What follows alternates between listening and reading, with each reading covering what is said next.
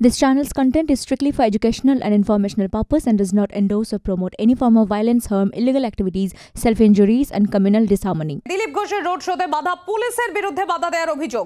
বর্ধমানের বীরহাটায় পুলিশের বাধাগিরি, উত্তেজনা, পুলিশের সঙ্গে বচসা, ধস্তাধস্তি।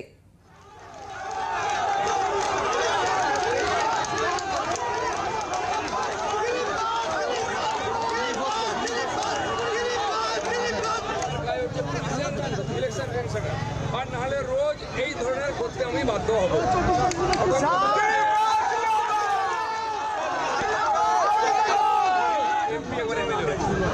যারা জীবনে ইলেকশন করেনি তারা আমাকে জ্ঞান দিচ্ছে। মাইকও ব্যবহার করিনি, ঠান্ডাও ব্যবহার করিনি, প্রতীকও ব্যবহার করিনি। আমি যদি রাস্তায় বেরিয়ে দোকানদার কোন বাপের বেড়া আটকাতে পারি?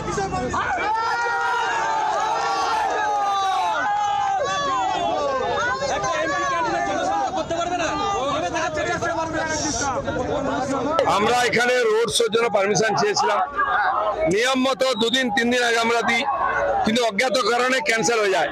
এখান থেকে টিএমসির কোনো মিটিং হচ্ছে, তাই আমরা রোড শো পারমিশন পাবো না। শক্তিগড়েও তাই কাল রাত্রেবেলা ক্যান্সেল করা হয়েছে আজকের প্রোগ্রাম।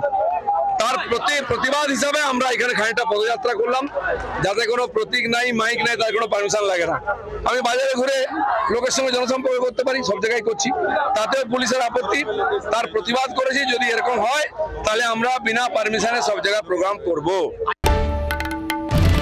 বাংলার আওয়াজ, বাঙালির আবেগ, জি 24 ঘন্টা।